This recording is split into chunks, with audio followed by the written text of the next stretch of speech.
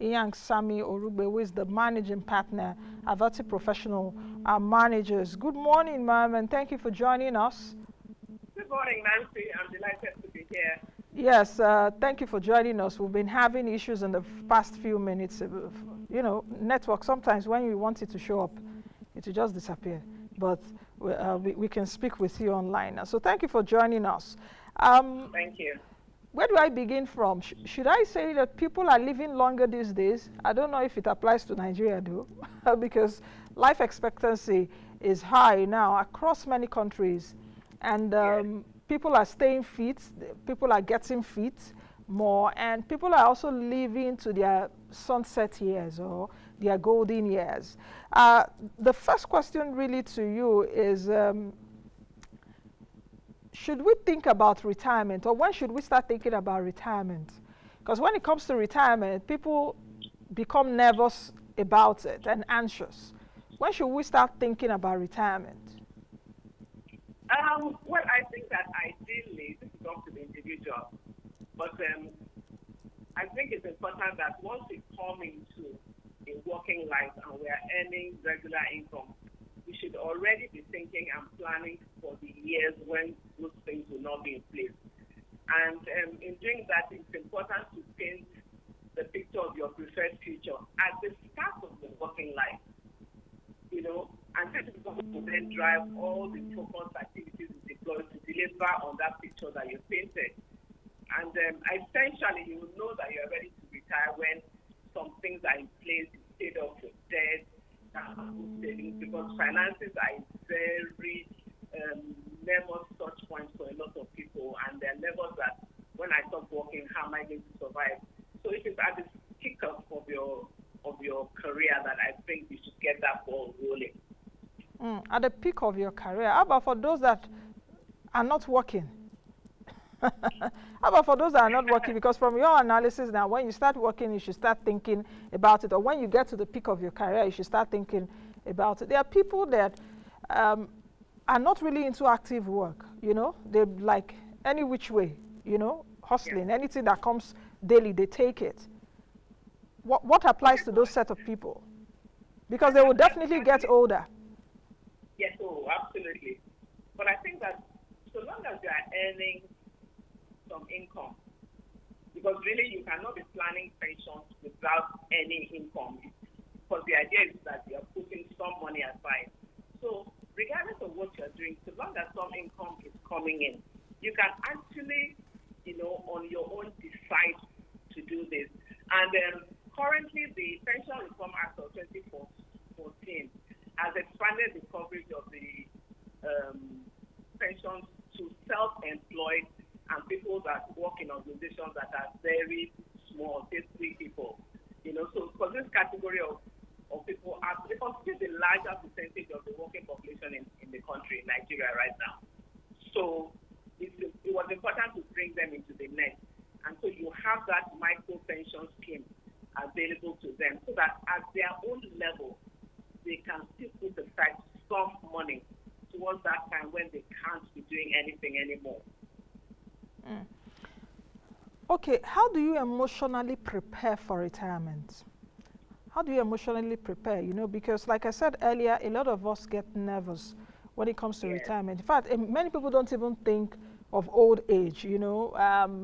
People will always think, you know, they don't even want to think about it, like, okay, I'm still going to be this young. Or even when you see people are now old, they'll be like, oh, I'm young at how you still see a 60-year-old man or 60-year-old woman still saying, I'm a youth, I'm a youth, I'm a youth. It's like that denial is there. So how do we emotionally prepare for retirement? All right, that's a very great question, Nancy. And that is the reason I do what I do now. Because for so many years, I kept coming across these sorts of people that you just described now. And when you ask people at this point, say you retire at 60, and if you had a choice, you know, the God asks you how old do you want to be when I bring you back to myself? And people will say, oh, maybe 90, 85. And I say, okay, listen, between 60 and 90, that's 30 solid years. How can you be idle or have zero plan for 30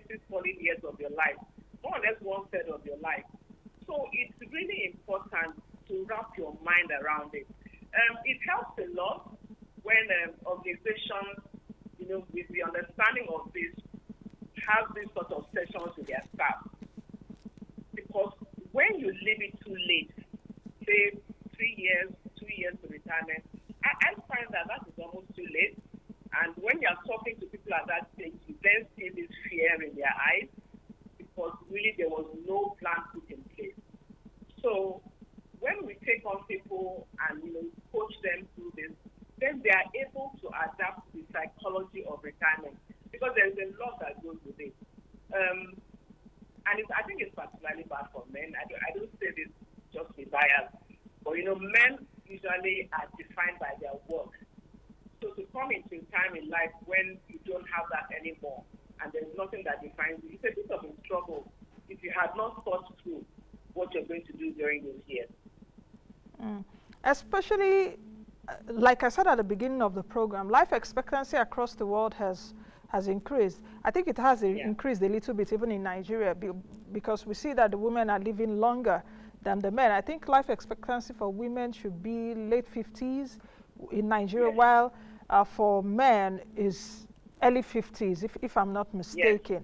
Yes, correct. Yes, for Nigeria. And a lot more people are being forced to begin to think of retirement when, their health is declining, that's physical health and all of that, sickness and all of that. How do you think this plays a role in planning for retirement? Well, one thing that we have to come to terms with, and when we are planning for retirement, and then this really also comes into when you are putting aside finances towards your retirement, you have to recognize that you're coming into a time when healthcare will cost you more than it did when you were younger because there are health issues attributable to when you are older and more frail, can we put it that way. So you do have to have that in place. Then when most people are working, for those that are in corporate world and even the civil service, your employer has been taking care of that. And you then come into retirement, and if you have not planned towards your health care, it's a bit of a challenge because then is when you need to be seeing your doctor a bit more often. So really, health costs are higher later in life due to just the aging process anyway.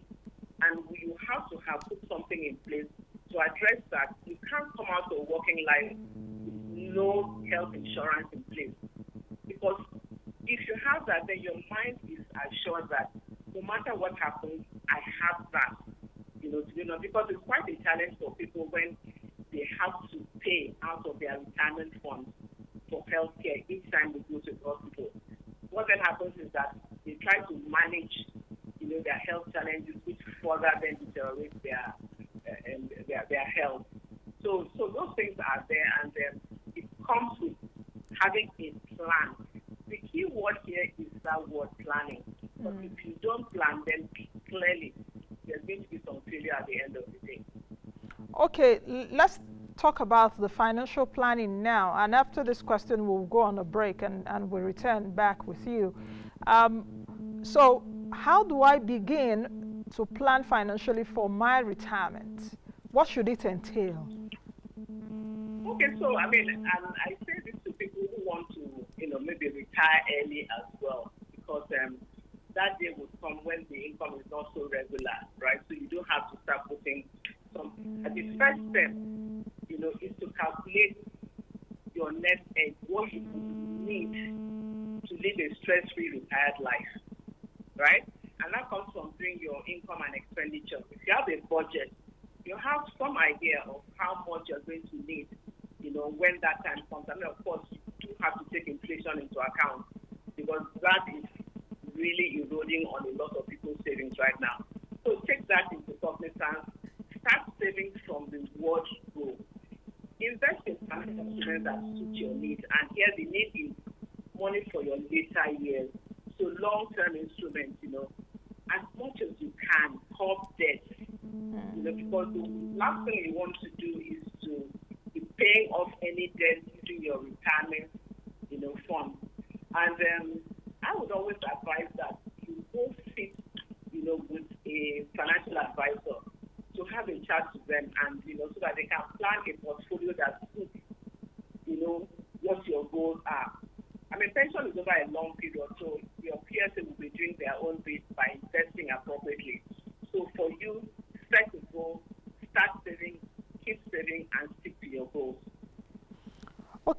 we'll come back to this. Just hang on. Let's quickly take a break. And when we return from the break, the program continues. We're talking about financial planning for retirement, why you need to start planning for your retirement now. We'll be back after this break. Thank you. This is Moneyline with Nancy. How vulnerable is Nigeria? What are the economic challenges that the next leader or the next administration would inherit?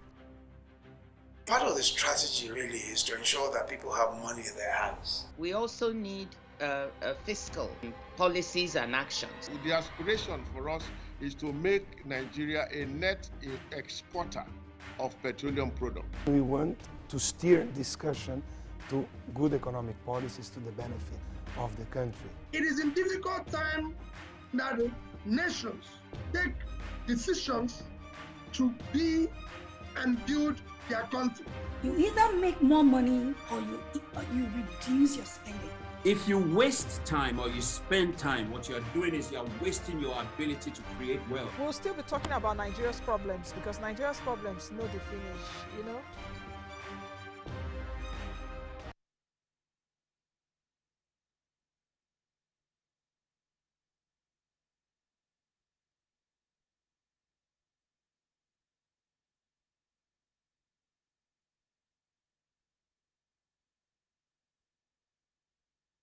All right, welcome back. Inyang Sami Orungbe, Managing Partner, Averti Professional Managers, is still with me, and we're talking about financial planning for retirement. Ma'am, just before we took a break, you were talking about ways by which we can start planning for our retirement financially. Cut your debts, or if possible, don't even owe money. Like the Yoruba people, do as much as possible to pay all your debts. Get a financial advisor that will be able to, look at you. What are your risks? How much money do you have, and all of that. So now I'm going to the money part. How much money do you think that one can save for retirement, or save or invest for retirement? Save/invest really for retirement in this modern day Nigeria. How much can you really be putting aside? Okay, that's a great question, Nancy.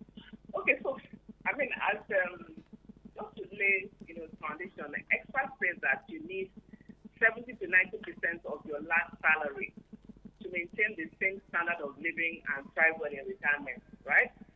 So how to put aside 70%, or what can deliver 70% of your last salary every month? That's really what you're looking at. And in achieving this, you need to do a budget, Of course, like I said, account for inflation and the possibility of higher health costs later in life, So anticipate what will be your likely income streams post-retirement. By this, you probably have your RSA, your retirement savings account.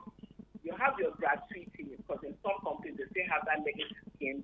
You have savings and investments and other income-generating assets.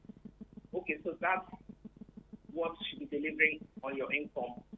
Anticipate what your liabilities will be, current and future, right? If, say, you want to retire early, I suspect that you probably still have things like school fees to pay. So you need to plan for that. Health insurance.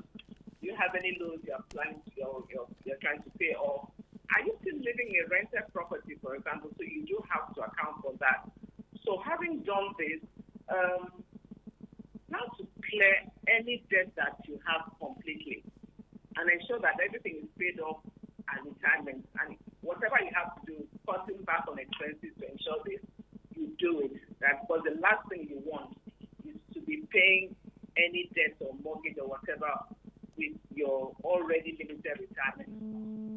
If in the process of planning as well, if you are married, I advise that you speak to your spouse to have continuous conversations about your retirement finances. What's the husband bringing? What is the wife bringing? And this conversation trust me, could take up to 2 weeks, because you need to make sure that you cover everything, right? So that both of you are very clear what you have in your net egg and how much you need to pay for your retirement lifestyle. And of course, this is at the time that you need to also downsize your accommodation. Sell off that big mansion that you have, and do the temptations to your best suitable option, for the sort of accommodation you need in your retirement life. Remember that possibly 90% or thereabouts of people in your pre-retirement life will disappear. So you now really have a small, likely visitors, whether you are planning, you are hoping to come and visit you. So you downsize on that, and whatever you can put aside in addition to your retirement savings account. I mean, that is happening anyway. But for some of us, we also know that we can do a bit more. So how about you then engage your PFA and say you want to open an additional voluntary retirement savings account, an ABC. If you have the ability to do that, it's perfect, because all what this does is augment on your retirement fund so that you can meet those needs that you have in retirement. So that is, for me, a good plan to have in place. And this is in addition to, if you have the opportunity for real estate, you should engage on that. Because if you start off early, then you have a long-time horizon to be able to do that and have that in place. And then, of course, any other investment and saving arrangement that you may have, with your asset management company. Perfect. All this is to ensure that you have a very healthy net egg at the time you are retiring. You said a whole lot of things, and that also caught my attention. Lifestyle. So you would also need to choose a lifestyle that you will have during retirement. Would it be the same lifestyle you had when you were working? So you have to be clear on that. Then perhaps if you were living in a very big house, because perhaps you have children, they are all grown up now, they are married, do you need a smaller apartment? I think there's something they call you empty nesters. You see that in your retirement age, all your children have left the house, so do you really need that big mansion? Exactly. So you need to decide on that. Okay, let's take a look at couples retiring at the same time. We know that there are many families that perhaps husband and wife are civil servants, perhaps the husband will retire earlier, the wife will follow after some years, or vice versa, and all of that. How should this be addressed? And the retirement age in Nigeria, I think, is it for lecturers or for professors, it's been up to like 70, but I think the retirement age, is it not 60 or 35 years in service? Well, in the Nigerian civil service, the retirement age is 65. Oh, yeah. Or after 35 years of service. Is it 65? And then, but depending on what profession you are in, if you are a professor in any of the tertiary institutions, your retirement age is 70. For teachers, it was recently moved up from 60 to 65 years. And then our judges, are 70. And then the armed forces is 62. But in the private sector, this is totally at the discretion of the organization, whatever they have in place, and it could range from 50 to 65 years in some. But so when we're talking about couples retiring at the same time, I think this is, I think it's a good idea, and I'll tell you why I think so in a few minutes. Because when you are planning to do this, it's important that both of you sit down, husband and wife, communicate what your shared vision is. What do I hope to be doing in retirement? What do you hope to be doing in retirement? And we agree on the shared vision. You also work on enhancing the quality of your relationship before retirement transition begins. Because if you didn't have a good relationship before then life is going to be things to get pretty rocky, right? Regardless of the finances you have in place. And then in your discussion with your spouse, be honest about fears and concerns about retirement and aging, and then you can consider synchronizing the timing of your retirement, right? So you've saved up enough money, you've discussed your big picture goals, you've considered what your shared income needs are. I mean, you've checked who are your beneficiaries, because if you have children, both of you at this point should have written wills, right? So it's a financial decision as much as an emotional one when we are talking about couples. And so it is advised that pre-retirees spend a lot of time discussing this.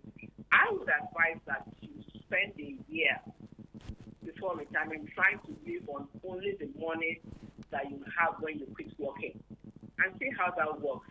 Because that forces you to analyze as a couple where the money goes and whether it might be smarter to work for another couple of years. So usually what we find is that the wife is younger. So perhaps the husband will retire and then maybe the wife will get about 3 or so more years.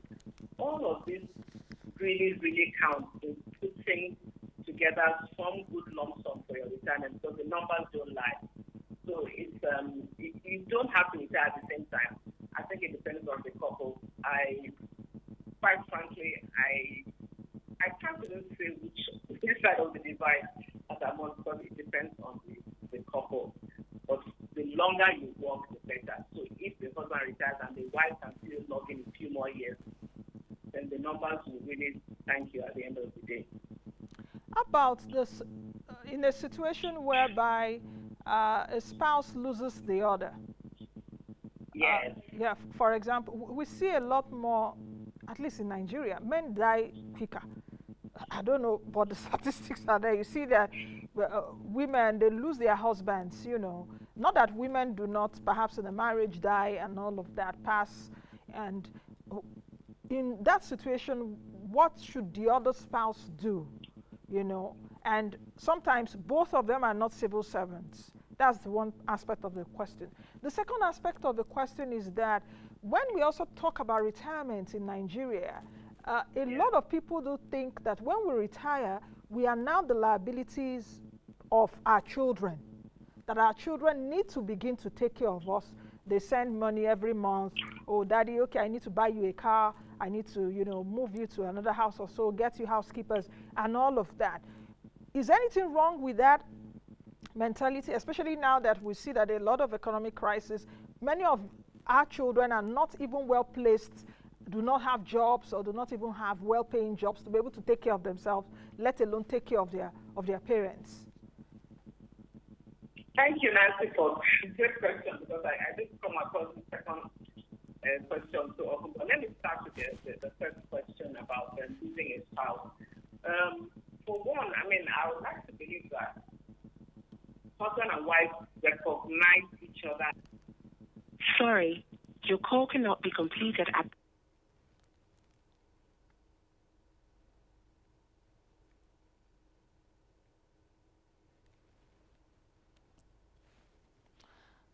Okay, what more can I say? We're not able to get my guest again. I think let's quickly take a break. When we take a break, we'll try to reconnect with her, and we'll end the conversation on that note. The question that I asked, which is very fundamental. Let's quickly take this break. This is Moneyline with Nancy. How vulnerable is Nigeria? What are the economic challenges that the next leader or the next administration would inherit? Part of the strategy really is to ensure that people have money in their hands. We also need fiscal policies and actions. The aspiration for us is to make Nigeria a net exporter of petroleum products. We want to steer discussion to good economic policies to the benefit of the country. It is in difficult times that nations take decisions to be and build their country. You either make more money or you reduce your spending. If you waste time or you spend time, what you're doing is you're wasting your ability to create wealth. We'll still be talking about Nigeria's problems, because Nigeria's problems know the finish, you know?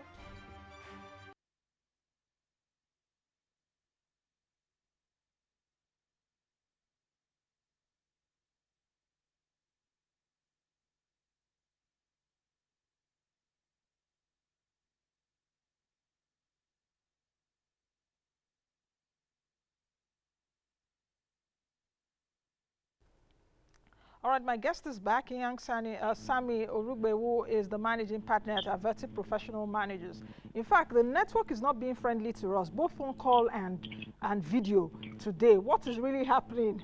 You know, but let's try and just land this plane in peace, at least in the next 5 minutes or so. So, ma'am, you can go ahead with what you were saying earlier. All right, thank you, Nancy. What a shame about the network. All right, so I was talking about a situation where a spouse dies. And this is why it's very important that take the retirement savings account that you are supposed to have if both of you are in employment. You know, for some people, you know, when they are filling the form, beneficiary, they're putting some brother's name, some sister's name. I mean, why not a spouse? Because when someone dies, under the Pension Reform Act of 2014, the beneficiary should be able to access the pension funds contributed so far by the person that died. So that for me already is a problem that I see because it does not help. So if we have that in place, and then good advice for couples to always make sure that they are in touch with each other's finances. Communication is so important. In the event that this happens, what should I do? It's a great conversation to have because when I do individual retirement coaching with people that, you know, are planning to retire, it's a critical aspect of, you know, the session that we have. What do you have in your will? What does your wife know? What does your husband know? And why shouldn't they know everything? So when one dies, I mean, if take the children's fees, for example, the quality of schools children were supposed to attend, we both agreed that this is the standard. And if one of us dies, it doesn't mean that we have to step down because there should have been a plan to ensure that we're putting aside money towards that, which is where having a trust comes into play, where both of you are putting that money in that trust towards your children's education so that in the event that there's a loss of one person's income by death, health, or whatever, the children's quality of education does not necessarily have to, you know, drop. You know, so there's that. I think your second question was on, what was the second question, Nancy? Can you hear me? Yes, I can. Yeah, my second question was about, okay, death and the aspect of children looked at as liabilities. Exactly. Yes. Exactly. Thanks for reminding me. Oh, okay. So times have changed. And I mean, that sounds so cliche coming from me, right? But it is true. And I tell people that are about to retire that, listen, because when I do an exercise with, you know, someone and I say, okay, listen, let's do this budget. What are your expected sources of income in your retirement? What are your expected expenses? And the expected sources of income, trust me, most people will put children's support, you know, as one of the expected sources of income. So my point is, how much are these guys earning anyway? Because most of our children, probably Gen Z or millennials, and in Nigeria, it's a different ballgame for them. In as much as I feel they would want to, but sometimes it's really quite a challenge for them. So we should not demand of it as a right. Because some retirees say, hey, listen, I really sweated and put you through school. So the least you can do now is support me in my old age. I think we should dissuade ourselves from that type of mindset and plan. This is why we're talking about retirement planning. It's our duty to plan for our retirement. That our children step in to help us, it's a bonus, I think. And I believe that a lot of children would want to if they could. But never mind that we're all in this same economy that we've seen what inflation has done. They are grappling with putting together money to just even rent accommodation. I mean, they're trying to buy a car, no matter how many years of Tukumbo they're trying to buy. So to have them put you on their payroll, I think it's not so. I don't think it's really how do I put it, friendly of us to do that. I think we should be more understanding than that. We did it for our parents when they were old. But we could, which was why we did it. And I believe that our children would want to if they could. So we should not demand of it as a right. You know what? Quite a whole lot is coming to my mind, and I know we don't have time to finish this topic because there's a whole lot embedded in it. But I'm sure that one of these days we would have you back soon because I would love to be back. Yeah, something coming to my mind: the Omugo mentality, Omugo, as a retirement plan. Now, when your children start having children, you go and you see the women leaving their husbands, if their husbands are still alive, You know, for 1 year, 2 years, some will even travel abroad and like, you know, take care of yourself. Then the other part of even while you are aging, perhaps even as a retiree, you're still fending and you're still providing for your children. You know, somehow you're paying for their school. Even when they're out of school, you're still trying to get them put together. You're renting a house and all of that. So it's a whole lot of stress even when you are retired, because you're still taking care of adults that should be taking care of themselves. So many things to talk about, and I'm looking at my time. Time is fast spent. But I promise, and let's take it as a promise from you too. Okay, you've told me that you would like to join me again. I promise. Sometime soon, so that we'll look at it and we'll break it down. Thank you very much for being on the show today. And I hope you enjoyed your time out with me too. I absolutely do. It was such a delight to be with you, Nancy. Thank you for the time. Thank you. Thank you very much. All right, I've been speaking with Inyang Sami Orungbe, who is a managing partner at Averti Professional Managers. She's a retirement expert. You can see from the interview. So I promise we'll bring her back and we'll talk about retirement more, because they are like layers. You need to shed those layers.